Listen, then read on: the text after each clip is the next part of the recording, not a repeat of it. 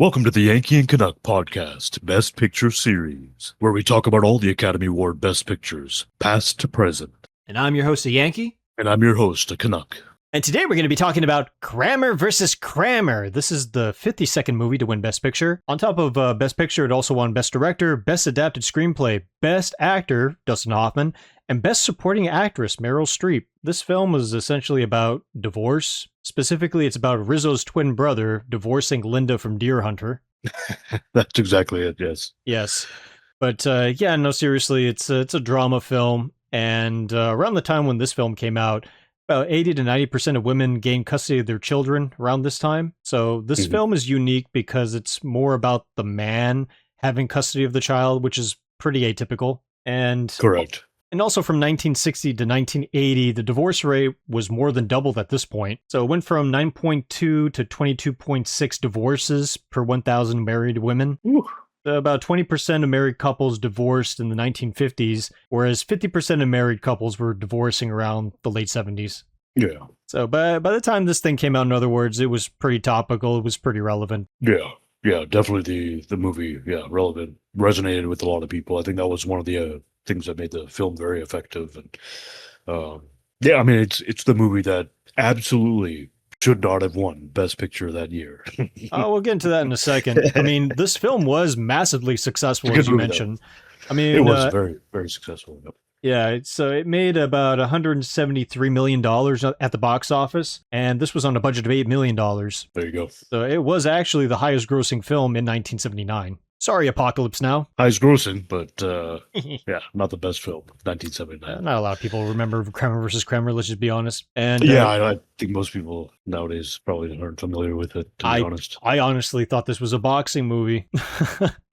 It sounded like a boxing movie, and I thought it was just like, did this lose to Raging Bull? That's not going to happen till the next episode, actually. But I thought, wouldn't it have been hilarious that this was up against Raging Bull? Yeah. And also a fun fact, Justin Henry, who played the little kid Billy, he was the youngest person ever nominated for an acting Oscar. So Best Supporting Actor. He didn't win. Know that. Yeah, he didn't win it at all, but he was only 8 years old at the time when he was nominated. Okay. I mean, like I said, the movie that shouldn't have won Best Picture. I mean, I only say that because of the competition. Like you said, Apocalypse Now, the other nominees, not that this wasn't good, because this is a good movie for sure, but I mean, Apocalypse Now should have won. I am biased because it's my favorite. And what about Alien? I mean, another one of my favorite movies, but very deserving. And Apocalypse Now, I mean, come on, brilliant filmmaking, direction, visually, the sound design and quality, unparalleled. I mean, the movie had so much depth and layers, great performances, masterful editing. I mean, the fact that this movie, which is a good movie, won is ridiculous. I don't know if it was because Deer Hunter came out the year before and won, and they're like, okay, we've had enough of these type of movies, but let's pick another dour subject that's depressing. Divorce. All right, give it to you. Yeah, won the Oscar. Ridiculous because it's a better movie, so I mean they should have given it to. But these two, unfortunately, were nominated, Alien and Apocalypse Now, and snubbed for this movie. And so Alien wasn't even nominated at all. Oh yeah, that's true. Yeah, that's what I'm saying. That wasn't even. Yeah, you're right. It wasn't. But in terms of overall movies that came out, Alien I think is the most famous one out of the three that you mentioned. Probably, but yeah, because of the franchise, I would say, yeah. I mean, I love that movie equally. Apocalypse Now is a great movie, but as well, it's a tough one because I like both those movies, but Apocalypse Now is my favorite. Probably, Apocalypse Now, I'm not a huge fan of that movie. It's well photographed, but the story is just, I don't know, meandering, overindulgent. It's kind of similar to Deer Hunter, in my opinion. I mean, but Alien did win though for visual effects that year, and I think he was nominated for Best Direction, Art Direction. And Apocalypse Now did win for sound and cinematography, rightfully so, but obviously should have won Best Picture too. Well, Alien, and director, neither of them got Best Director, which is also ridiculous because poor Ridley Scott's never even won a damn Oscar, which is crazy, and Coppola's only won one Oscar, which was for Godfather 2. So. Well, Alien was not even nominated for, or it was nominated for Best Art Direction. It didn't win it. It did win Best Visual Effects. Correct. Yeah, it was nominated for Best Art Direction. It won for Visual Effects. Yeah, that for Maybe sure. I misspoke, yeah. H.R. Giger was, his art style is impeccable. Brilliant. So, I mean, yeah. Yeah. Yeah. It is pretty crazy. Ridley Insane. Scott never won a director Oscar, though. That's insane. Even though he did win, he would go on to win for, or his picture would win Best Picture, Gladiator, which we're going to get to one of these days. So One of these days. one of these days. But we're getting there. We're making progress. We're getting there. Very slowly we're getting there. Yeah, but like a lot of damn movies. All that jazz, I've heard of the film. I know Bob Fosse, who directed that picture, but I've never really seen it. Breaking Away, Norma Ray, I never heard of those two. And as always, there's other horror movies that came out. Obviously, Alien, but Nosferatu. I always mention the horror movies, right? So, Nosferatu was that year. Werner Herzog, solid movie. That's a good one. Yeah, Salem's Lot. That's a TV series, 2-part miniseries, so it's not a film, but that was 1979. I just wanted to mention that as well. It's pretty good. That should have won Best Picture. But it was only on TV and it was a 2-part. I don't care. Give it to it. Amityville Horror was 79, I think. That was a huge success too. Actually, did really well worldwide and in the U.S. Quite a lot of famous film franchises were starting. 79 was good. It was great year for movies. There you go. But of course, Kramer versus Kramer. This is what we're actually going to be talking about. So yeah. So let's get into this thing a little bit. Before we go further, of course, if there's a source material, I'm going to deep dive into it. This was actually based off a book, a 247-page book written by Avery Corman. The book itself is pretty straightforward, actually. It's pretty easy to read, unlike most of these books and stuff that I've been reading for this entire series. So it wasn't torturous to go through. It did get a little bit tedious, though. But overall, in terms of the literature itself, I would say it's not the best book I've read in the series, but it's okay. It's fine. I'd say it's good. If anything, it's on par with Midnight Cowboy and It Happened One Night. Like, they're good books, worth reading, but nothing much more beyond that. And of course, as typical with these adaptations, there are differences in the book and the final film. Primarily, the character Joanna, played by Meryl Streep, who is the mother, she has obviously more screen time in the book than in the film. Like, you find out more about her as a person. You find out why she does the things that she does, throughout the course of the narrative. Whereas in the film, all you really get is that she just wanted out of the relationship and she did not want to be the mother to the kid. And then she just comes back. You get a sense of things in the beginning, but it is abrupt. It's the very beginning of the film, and then she's not in there for a while. And then at the very end, then you start to understand where she's come from as well. Yeah. From the dialogue from her and the courtroom scene. So you kind of get a little bit of a better idea. But yeah, most of the movie, you have no idea. She just took off. Yeah, she's going. Yeah, but in the book, it's made very specific. She makes it very clear, like, her backstory is essentially the two of them meet. They're dating around. She dated like a bunch of dudes. He dated like a few women or whatever. They get together. There's a little bit of a spark there. They end up getting married. It's her idea to have the kid. And then she goes through the breathing exercises and stuff like that. Then she goes through the process of having the kid. Hated it. She was miserable. And then she spends 2 years of her life just inside their little New York apartment. He's working. She's staying home, taking care of Billy, their little kid. Yeah. And she gets a little bit of cabin fever. And she's just like, I'm so used to going out and drinking and hanging out. Here I am taking care of this little brat. I'm done. I don't want to do this anymore. That's her actual reason. It's a little brat. He's just a baby. Yeah. Well, he's a baby. In the film and especially in the book, he is a little brat. I mean, he is a spoiled little brat. I mean, I ended up not liking this kid by the end of the book. But the first few years, it's just a baby. A couple of years, how could he be a brat? It's just a baby. Yeah, well, yeah, but later, it's different. But I think I get the brat thing more when he's with the dad, when he starts speaking and stuff. Oh, yeah. Yeah, so I think she was just more fed up. She was tired of changing the diapers and feeding the kid and all that stuff. I don't think it really went into details in the movie. In the end, they touch it, but I don't know if they go into all the details, like if she had postpartum and things like that. She just leaves, right? And so yeah, they didn't really.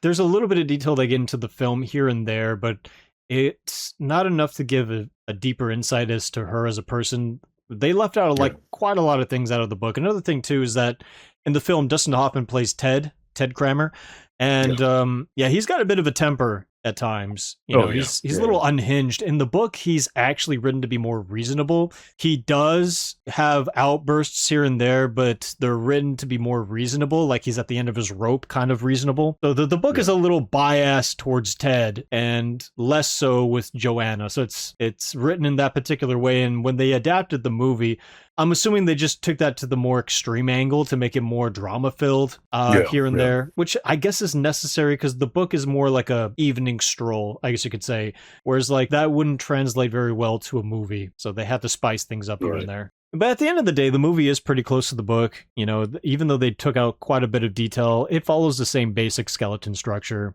There are amusing things here and there concerning the book. Like one of the things they took out, which I kind of wish they put in the film, was there was a court-appointed psychiatrist that came in to evaluate, you know, Ted Kramer's lifestyle and Joanna Kramer's lifestyle to see if they're suitable for Billy to live with them. You know what I mean? Yeah. So there's a point in the book where that person ends up visiting Ted. He's there, and then she inspects places around the house, or around the apartment, rather, and then she decides to do a one-on-one interview with Billy, and then Ted's not supposed to interfere, but he's kind of like hanging out in the hallway, and he's kind of listening in, and then there's one point where they have this conversation, which I thought was pretty amusing. She asks him, like, basic questions. The psychiatrist asks Billy some questions here and there, and then it gets to this exchange. Tell me, does your daddy ever hit you? And Billy goes, lots of times. This brought Ted right outside the door. When did he hit you? When I'm bad. Billy, what are you doing? This is internal monologuing from Ted. He hits me on the planet Cretanium when I steal the buried treasure from the famous peanut butter factory. And then the psychologist goes, in real life, when does he hit you? My daddy doesn't hit me, silly. Why would my daddy hit me? I'm like, this is just one of many examples of this kid being a complete piece of shit. Like, listen, if I knew I was being asked these kinds of questions by someone from the court, I wouldn't act this smart ass. I'm telling you this much. Being a product of divorce myself and having gone through this process. No, if you're doing this, your kid is an asshole. I'm sorry. You're raising a bratty kid. I mean, look, overall, this movie, it has a good story, good direction, good acting, obviously good acting. I mean, you got Dustin Hoffman and Meryl Streep and Billy. Billy. It's probably a very important film for the time. Actually, you did touch on that earlier. And not just because of the subject matter and how it resonates with a lot of people then and now, right? Yeah. But also, I was thinking when I watched the movie, how attitudes have changed on a lot of these things since then, right? And the movie came out in 79.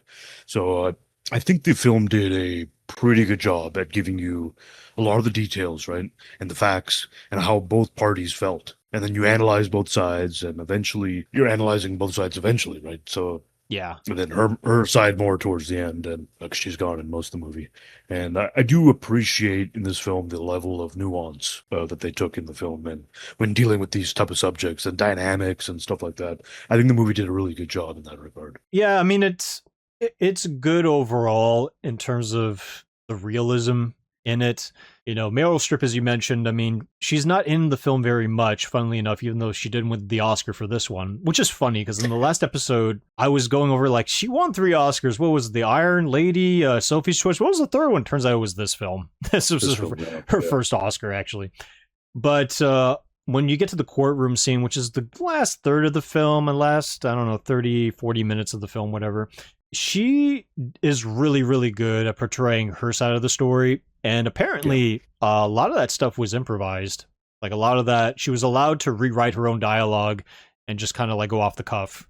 Yeah, in that sense, if that's true, then, she deserved her Oscar because like to come up with all that stuff on spot and sound very convincing, props. Yeah, I mean, she's incredible. I mean, the courtroom scene towards the end, like you said, that was really good. The characters, both of them got lit up by the lawyers.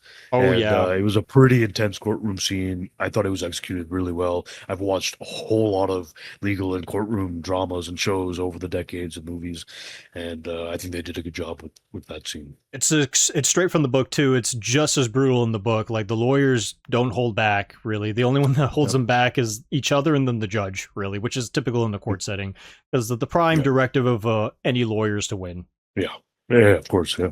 But yeah, the film I think is pretty well constructed for the most part. I mean, at times I wish there was a little more Joanna. I think there was not enough Joanna, and when there's a lot of Ted, in this case, Dustin Hoffman, sometimes he goes a little ham with his performance. Sometimes he's a little too, schmaltzy. He's a little bit too saccharine with his delivery. And at times he's a little too over the top with his anger. So I think he's overselling it. But I think around this time he was going through a real divorce. So I think he was just channeling all that anger that he had about that process. And unfortunately, he channeled some of that anger towards his co-star, Meryl Streep. Oh, I did hear something about that. Yeah, so to kind of go over that a little bit. So Dustin Hoffman was pretty abusive towards her. Let's to not put it lightly at all. Yeah.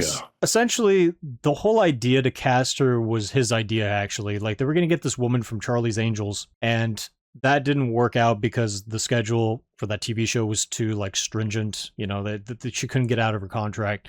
So he was just like, oh, what about this Meryl Streep person? She was nominated for Deer Hunter. I think she'd be pretty good. But the primary reason why he recommended her was not really because of that, but because her partner, John Cazale, recently passed away. And he thought, oh, since she's going through a loss right now, I think she'd be really good to hire because then we can have her channel that energy into her performance, which was true to an extent. Around the time when she was filming this, she was still getting over that loss and the fact that she was now having a career that was taking off. Yeah. So there were a lot of things happening. So it was really hard for her to like kind of balance herself, I guess you could say. But you think that would be enough, right? Be like, all right, she's emotionally vulnerable. Let's just go ahead and do that. No, he did, unfortunately, a few more things.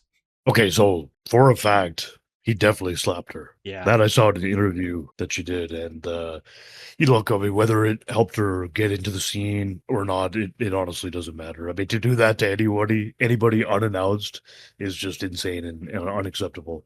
I mean, many actors do those. I mean, it happens all the time on sets, but with permission. Like, the actor says, I want you to actually hit me so we get in the scene. But you got to give permission to do that. You can't just start smacking people and hitting people. Yeah. I mean also Meryl, yeah, go ahead. I was going to say, yeah, I mean, there's the excuse of method acting, but let's just be serious. If you're being abusive, physically abusive, that you're just crossing a line. It doesn't matter if you're trying to channel something real for the camera. It's like there are certain lines you cannot cross unless you have the express permission of the person that you're doing it with. Correct, exactly, yeah. It's insane. I mean, also Meryl Streep's a damn good actress. I doubt she actually needed that to get into the scene or bring out some more emotion, I mean, exactly. I don't think she needed that. So maybe, maybe his onset awful behavior had some effect and that worked out to make the scene bring it to a different level. It doesn't really matter. That's just uncool, man. Like, what are you doing? Yeah, because I don't think you see what a jackass. Yeah, honestly, because I don't think you see her slap her in the film. It was something that happened right before they were filming or as they were filming. They cut it out because she claimed that you could see the mark on her face. And this was in the beginning when she's first leaving the apartment. So I was actually looking at the scene again. And I was like, I couldn't see any mark on her face personally, but honestly, I mean, the fact that it happened around that time and she said, like, I felt like I was upset enough, but all of a sudden he did that. And I was like, oh boy. And I was just like, yeah, I mean, I don't know. I don't know if it would necessarily make her performance any better, but that was just one example. Another example too is the wine glass scene. That scene where she comes back at the restaurant, at the bar. Yeah, at that point she comes back. They're having a little bit of a meeting. They have a couple of glasses of white wine or whatever.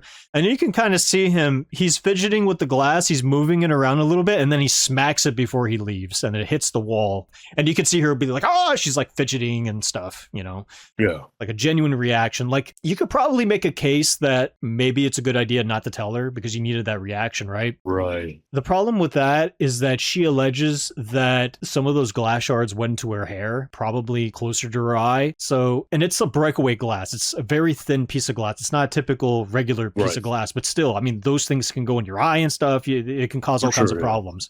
And of course, according to him too, it's like after we were done with that scene, she was pissed at him. I mean, why wouldn't she be? Yeah. And it's not in the script and she doesn't expect it. He just throws his glass right next to her head at the wall. I mean, he claims like I tried hard not to make sure it would hit her face or whatever. I'm like, still, you did it, man. I mean, what? I tried not to throw the glass at her face. So that was. think that came up in his mind? Like, let me make sure I don't hit her in the face. No, he was Jesus. trying to say, like, I was trying to make sure that it wouldn't hit her when I smacked. He knew he was going to smack it. He knew it was going to hit the wall. He was just trying to Hit make the sure wall, it wouldn't yeah. angle, but still, that's a risk you would have to. Yeah, but you also, I mean, when you're throwing something, you may not have the control, and Yeah, you don't know it. physics can work breaks not in your favor. Exactly. He's like, who is he to make a determination like that? Exactly. But the only person he told was the cameraman, and he only told him, like, keep an eye on the wine glass. That's all he told him. You know, the director and Meryl Streep had an inkling he was up to something, but they didn't know explicitly what he was up to until it happened. So yeah, and the scene's an intense scene because they're just talking. They haven't seen each other and spoken in so long, in 2 years or whatever in the movie. Yeah, and then she drops that, I want to take the kid, I want my son back, and so obviously he's going to get upset, right? But yeah, I felt like that was so a case. I thought that was a case where it was too over the top. Like, I understand he would be upset, but if there was nothing to suggest in the conversation they had that he would get that angry, unless he just straight up has anger issues, and that's what they're setting up. Yeah. Because it might be just the way she came across it, being gone after this long, and so he's like, the audacity. I've been here 2 years, and you're gone, and you just want to, take my son away from me, So I mean, some people may erupt in anger, like, what? We're not even going to talk. Well, that's the thing. This is the approach you're taking, and so I mean, some people react in a different way than others. Well, that's the thing. That scene does happen in the book, but there's no wine slapping, glass slapping, or whatever to the wall. There is an exchange where it gets heated because she's like, "I want my son back." He's like, You leave, and now you want my kid back? He's with me. I've been raising him. Where were you?" Like, the way the dialogue went in the book at that point, it made sense. And then at the end of that, he's just like, "You know what?" He just gets up and he just leaves. "You pay for the tab." Yeah. This is what he said. He tells her. He tells the waiter, like, "She'll pay for it," and then he leaves. And I'm like, okay, this is an acceptable exchange. This is how I would imagine. And in the film, it's just super over the top. He might as well have just picked up the table and been like, and becomes the Incredible Hulk or something. The way he was acting. Oh, it wasn't that crazy. I mean, he might as well have been. I think it went from 0 to 100. Maybe it went up a little bit, and then it just it was too much with the wine glass throw. Maybe but I mean, they probably.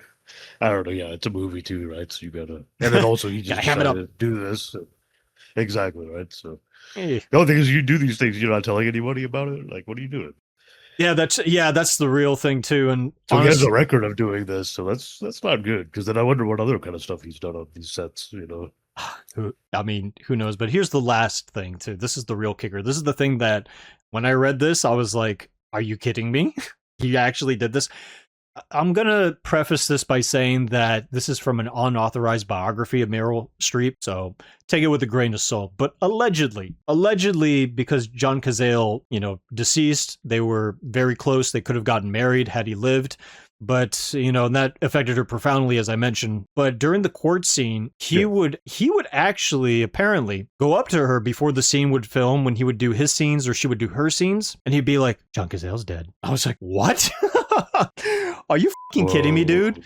He wouldn't literally say that, but he would say something to the effect of, like, John Cazale. He would use that to hang it over her head. And while they were... That's crazy. I'd never heard that before. Yeah. Like, he's taunting her? He's taunting her, his death. Oh, yeah. Dude. That's messed up. And he would do this when they were rehearsing too. Like, "By the way, John Cazale, he's dead, right? It must have been very hard for you, right? And blah, blah, blah." He would just talk all kinds of shit just to get her riled up. And I'm like, okay, all right.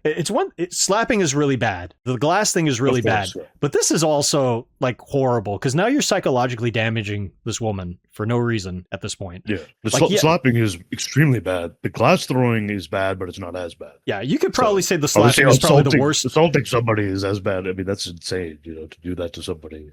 You could probably say the slapping is probably the worst thing, because it's a physical do that altercation. To anybody, let alone a female. Like, you can't, what are you doing? Exactly. Yeah. But psychologically damaging someone, that could be like, that could cause years worth of trauma. Yeah, that's insane. Yeah. Yeah. That's just what just a cruel thing to say too. Like, yeah. So these are all good actors. You're like, why do you have to do all this?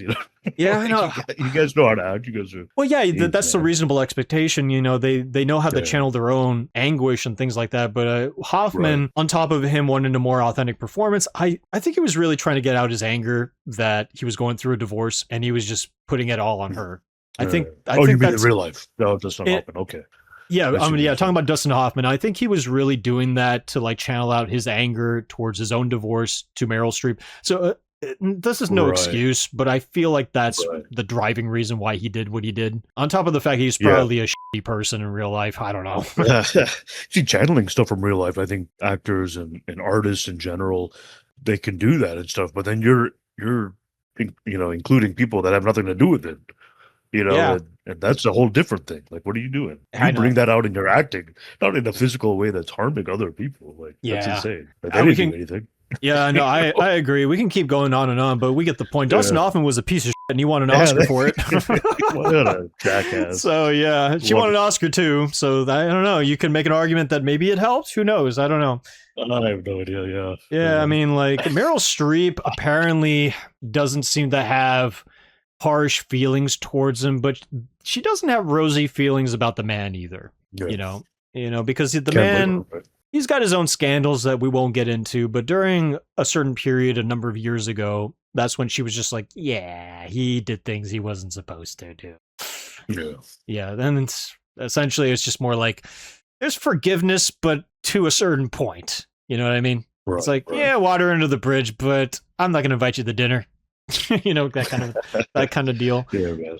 But out of all the scenes in this film that stand out, the one that was the most shocking to me was the nude scene. Oh, yeah. Yeah, you know what I'm talking about. His secretary or assistant or administrative assistant, I forgot. It's some woman he met on the work or on the job or And then something. she walks out of the room to go to the washroom, and Billy's right there. Yeah, they were having sex Oh. earlier. Like, and then she went out to go to the, as you said, the washroom, the restroom, and then the kid's like right there, and she covers herself, like, and she's completely naked in the film. Yeah. So you can kind of see a little bit of bush down there, and you see her breasts, and then she covers them. Right. The crazy Billy's thing, like talking about fried chicken or something. He's like, "Do you like fried chicken? I want some fried chicken." I'm like, "What?"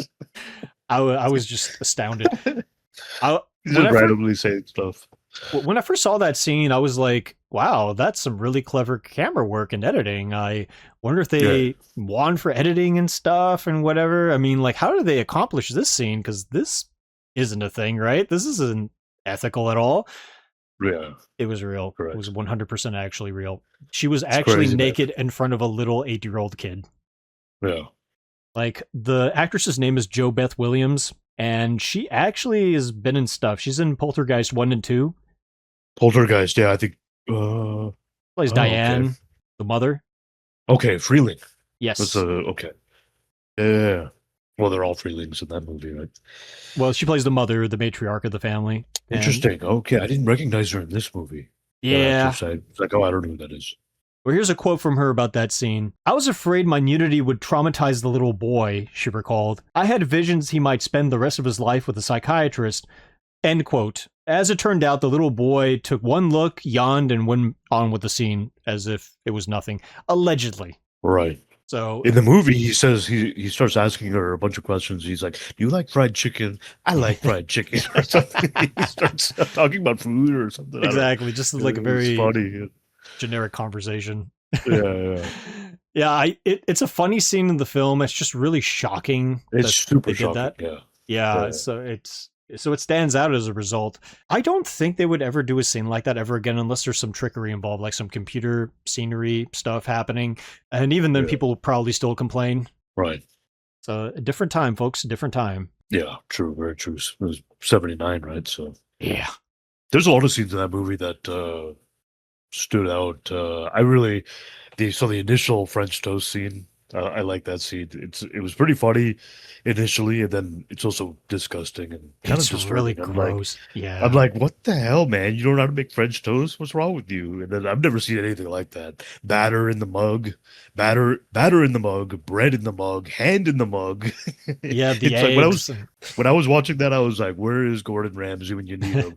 He'd like throw that mug against the wall and call Kramer an idiot sandwich. And I then know exactly. he'd scream at him and the kid and tell them to shut it down the kitchen or something. Like, shut it down, you idiot! Get out!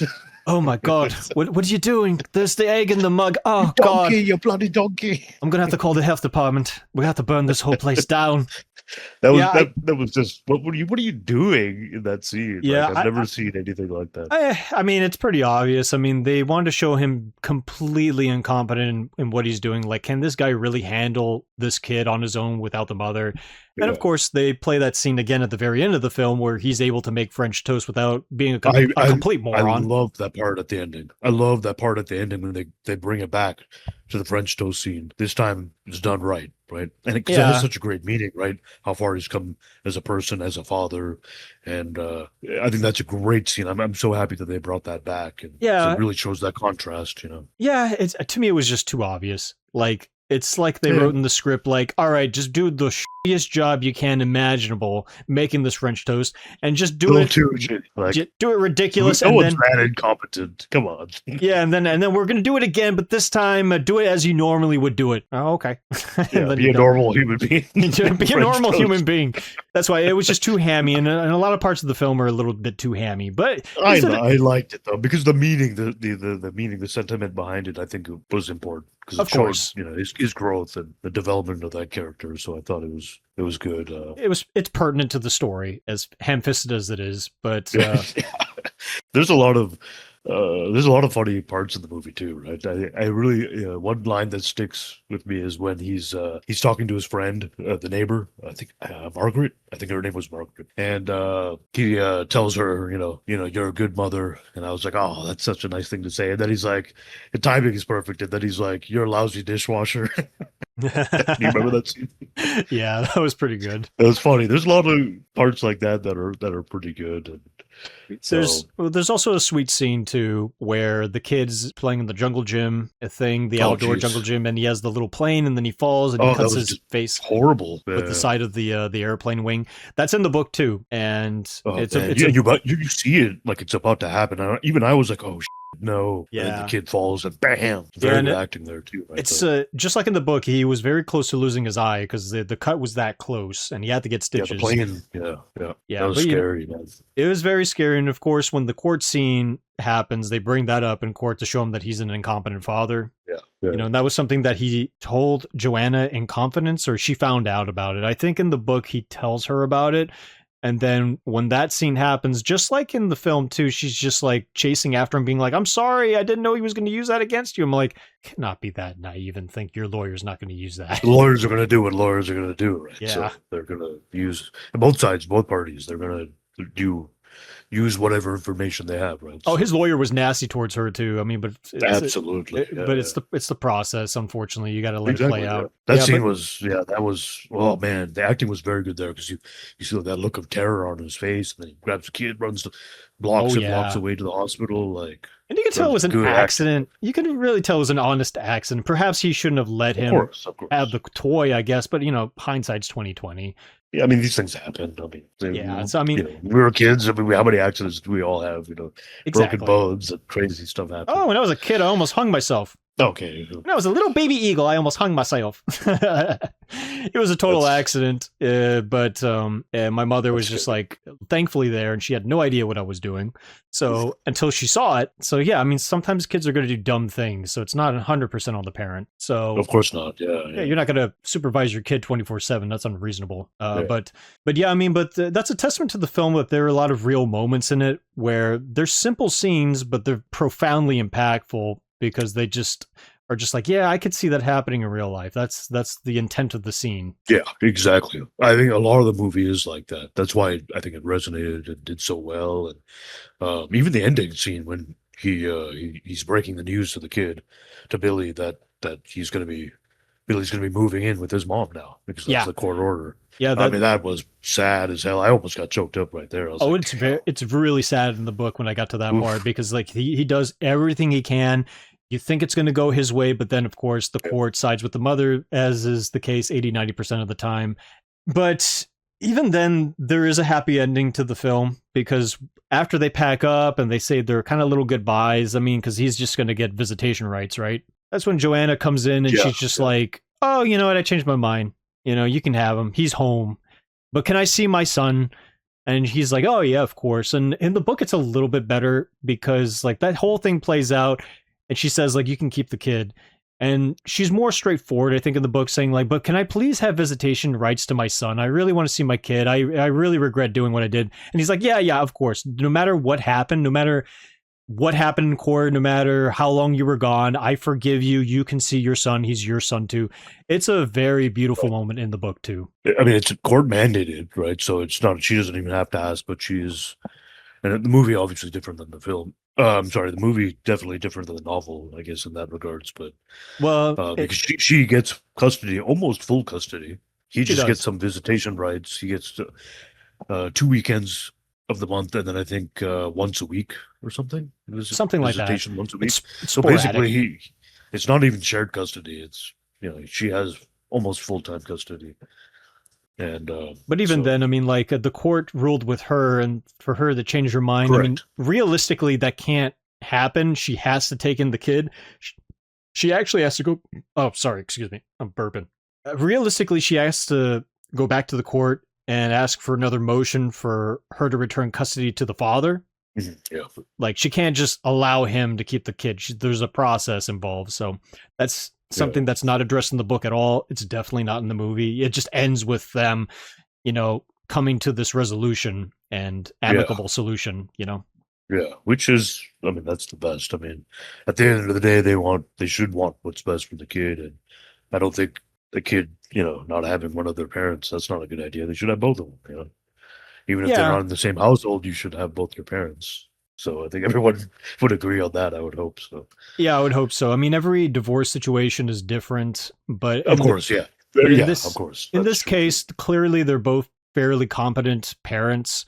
Correct, yeah. So I mean, like, there is a worry at some point when she first comes back in to visit Billy that she's going to kidnap him and stuff. Like he's a little bit paranoid about that. Yeah, I mean, you can't blame him. We really don't know, right? Because we haven't seen her in that film. Yeah, she could have been gone on a plane, gone to South America or something. You never know. Yeah, joined a cult. Around the time Jonestown was a thing. Don't know what happened. Exactly. So you never know. I found Jesus somewhere in the middle of the Congo. I'm going to take Billy with me. We're going to drink Flavor Aid. It's going to be wonderful. You never know, man. So yeah, I mean but then you find out which also is crazy. I mean, not to harp on. I mean, both parties, have their issues and whatnot. And I think, like I said, the movie did a good job showing the contrast or the dynamics of it and both sides. I think it's very good. But it's like, you did leave for 2 years without a word, and like, where have you been? What you been doing? Yeah, you actually have no idea in the movie, from what I recall. In the book, you find out she moved to California. She joined California. And, she was in California. She joined the tennis club. She played tennis all the time, and she worked. What does that mean? Is that a code word for cult? I don't know. It may well have been. It may have well has been. I did not say that correctly at all. Yeah, it probably was the case. You never know. The famous ice cream scene, that scene where little Billy is eating his dinner, then he gets a chair, gets the ice cream from the freezer, and then Ted is like, don't do it. Yeah, because he hasn't finished his Salisbury steak and corn. Exactly. He's like, this is yucky. I ain't eating this shit. Exactly. Then he gets the ice cream, and he's just like, no, you're going to be very, very, very sorry. All that was ad-libbed by Dustin Hoffman and the kid. Oh, really? Justin Henry, yeah. That's great. That's fantastic. I didn't know that. It's funny because I thought the kid was going to check to see if he even bought the ice cream. Because at that point, he was, Dustin Hoffman's character, Kramer, was, still getting the hang of it. He's doing what he can, but he's very forgetful, and he's trying, right? But so I thought the kid was going to go see if he even bought the ice cream like he promised he would. Yeah, I think the fact that the ice cream was there makes me wonder if it truly was ad-lib. Maybe it was meant for a different part of the movie and they didn't utilize it for that purpose. And then this scene happened and they were like, don't you do it. Don't you do it. It was pretty funny. You could tell it was a little overdone. Like after finding out that it was ad-lib, apparently I was like, I could kind of cartoon or something. He opens the lid. Don't you open that lid. He opens it. Don't you take the wrapper off. He takes the wrapper off. Don't put the spoon in. Don't do it. Don't do it. Put it down. It's just, and he's like, oh, damn it. Just eat the damn thing. Yeah, I think, Dustin Hoffman, you can tell in this film, compared to other films, that he's figuring things out as he went on. Yeah. Like there's a lot of hesitation in his performance. which surprised me why he even won Best Actor. I haven't seen the other performances of the other films that were nominated, but I could tell that he was holding back and he was just second guessing himself, like the wine scene, for instance, this scene. But nonetheless, I think it's one of the best performances I've seen him in. Obviously, he did a great job in other movies like Midnight Cowboy, but I think this is one of the best roles I've seen him in. Yeah, I feel maybe I'm nitpicking too much. But yeah, but to be fair, I haven't seen, I'm pretty sure he's done like 70, 80, 90 movies by now. Well, and so I haven't seen all of them, but he's also going to be he's going to be in another Best Picture winner we're going to be talking about in a decade from now. Oh, correct. Yes. But that's for a later time. Also, another fact here. You know that scene towards the end of the film where he loses his job and he's got 24 hours to find a job? Then he just kind of gets in this other company and then basically harasses them for a job offer, right? And they finally give it to him. Yeah. It's a really good scene, by the way. But it's a good scene. Yeah, they're at the Christmas party. It's right before Christmas and the holidays, and they're like, "No, you can't see the art guy, director, or whatever." He's okay, fine, and then he's just really pushy and adamant. And exactly, because they're about to leave for Christmas. Christmas. Stakes are high for him, so the stakes are as high as it can get for him. So. Yeah, exactly. But they end up giving him the job, and then as he exits the office, he ends up kissing some woman, and then he just keeps walking, right? And then the woman just kind of random woman in the party, and then she just looks at him, and then she continues conversing with the other lady. Yeah. Apparently that was ad-libbed. Like, that was not in the script at all. And you can kind of tell because it's totally out of character for for Ted. Right. Yeah, because there's no point do you peg him as the kind of person that would just grab women and do that. You know what I mean? Yeah, agreed. Yeah. Is this part of his method acting, you think? I don't know, man. Who knows? That's after the other things we just covered, man. This is not good. It's not looking good, man. Damn. What's wrong with this dude? I know, right? Jeez. But yeah, in that scene, he's got the job, so okay, the court stuff's going to be a lot better because without a job, he said there's no way he'll win the case, and or get custody, and so yeah, he just grabs her because he's in a good mood, but like, what the fuck? What are you doing? Exactly. And plus that scene. I mean, he does lose his job in the book twice, but it's not his fault. The company ended up twice. Okay. In the book, it's twice, but that's because the company went bankrupt or they got bought up by a bigger company and they're just doing corporate downsizing. You know what I mean? Oh, so they're just cleaning house, in other words. So it's not his fault he lost the job, but they use it against him in court.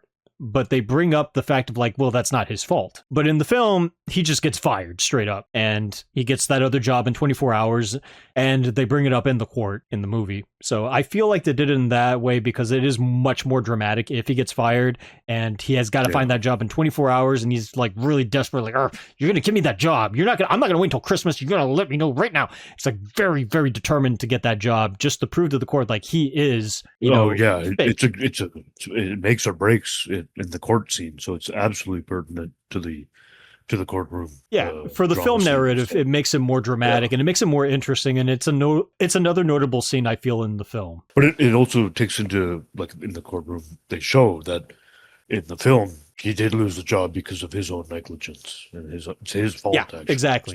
They weren't downsizing or anything, and it was. No, it was just him. He was the problem.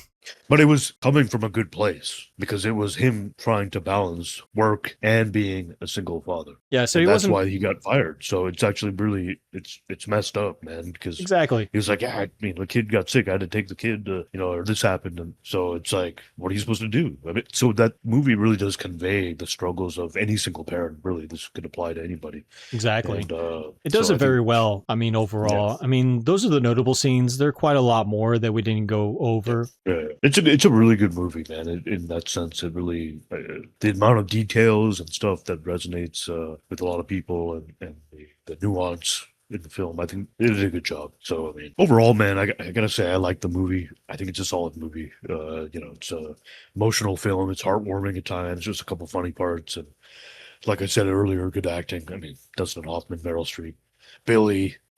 Great. Everyone did great. It's good across the board. As a film, it's good across the board. I didn't think anything was great, which is fine. Especially when it comes to, I mean, the thing is with Best Picture movies, right? Like, there's a lot of movies that are great in some elements, and then they maybe lackluster in some. This was pretty good across the board, maybe with the exception of sound and score. It didn't really have anything worth note. How do I say that? Noteworthy. It didn't really have anything. The sound and score did nothing noteworthy. But other than that, the story and everything, all the other things that are important, yeah, they had that, and it's very good. It's good across the board, right? The thing is, you had great movies that had great elements that year, like Alien, Yeah. Apocalypse Now. Yes, I'm bringing it back to those, damn it. And Apocalypse Now, hands down, should have won, because that's a great movie, and this is a good movie. This is a good movie, and I enjoyed it. I don't think I'd watch it again, but I'd give it a solid 7.5 out of 10. Yeah, honestly, I feel like that Francis Ford Coppola already won 2 Best Picture Oscars. I felt like they were like, well, let's not give him a third one. That's Yeah, but my what is that? assumption. That's not fair. Just because he's already won 2 doesn't mean he's not deserving. Well, life ain't fair. What can I tell you? It's a man who deserved to win. Let's give it to Best this little Picture. kitschy little rom-com dramedy thing, whatever it's supposed to be. Yeah. I mean, this was. Let's be honest. This was like an elevated TV movie. I mean, Yeah, that's what this it was. really was. It's a Lifetime movie, basically, in modern It's terms. the elevated one. It's a good one, and I give it a lot of credit. But come on, man, this is not at the caliber or level of movies like Alien or Apocalypse Now. All Yeah. right. Well, I would say, I mean, as I mentioned, I'm not a big fan of Apocalypse Now. Alien, I like Alien. Not my favorite Alien film. Aliens is my favorite. Ultimately, though, compared to those films, especially, this one's probably number 3. As you said, it's good. It's not great. It's competent. It's not extraordinary. It's just like, and that's usually fine, except this one Best Picture. And Best Picture comes with a lot of weight behind it. You know what I mean? Yeah. There's a lot of esteem behind the Best Picture title, the mantle, whatever you want to call it. But having read the source material, having discussed this, having researched this, I feel that ultimately the film, as not remarkable as it is very much worth watching. It is very important. It's pretty crazy how relevant the film still is in terms of its themes, and it is still atypical that it's in the perspective of a divorced father who has custody of the child, where the mother just abandons the child. That almost never happens. I mean, it's not like it never happens, but it's very atypical. So to see it from that perspective is very interesting. And as terrible as Dustin Hoffman was to Meryl Streep, ultimately they were both very good in their respective roles. The kid was very good in his respective role as well. I feel like they deserve their Oscars. I think the director, I think, won Best Director as well. He did fine with it. He just allowed the actors to do their thing. So ultimately, I would say I would give this probably, I'll be fair and say a 7 out of 10. Like it's a good, competent film. The book I feel is a little bit better because it's a little more detail oriented, which is typical with adaptations. You're always going to get more detail, but the detail in the book in this case, it actually matters compared to most books I've read in this series where it's just like superfluous to the max. It's just like unnecessarily wordy for the sake of being wordy. In the book, every word seems to matter, and it was worth reading. So I recommend the book and the film ultimately. And that director should not have won Best Director. Robert Benton, or Benton. Come on. Give it back to Francis Ford Coppola. Think about what these other directors, Coppola and Ridley Scott even, had to do for that movie, and what they had to accomplish, where they were filming. I mean, you imagine what Coppola had to do to film that movie? We're going to annul this award ceremony. We're going to give Ridley Scott the Best Director, and we're going to give Francis Ford Coppola his Best Picture winner Oscar. Honestly, you can make the argument Coppola should have won Best Director again. I mean, just imagine what they had to go through for filming that, and what he had to do, and the actual level of, oh man, just don't even get me started. I mean, no, that film, there's his own episode. There's a lot of crazy things that happen in that film. Yeah, that's why there's a freaking documentaries on it and stuff. All right, guys, and that is Kramer versus Kramer. For the next film we're going to be talking about, it's about, I don't know, a bunch of people and they're being ordinary or something. I don't know, something like that. You mean ordinary people? I don't know, people being ordinary, something like that. Yeah.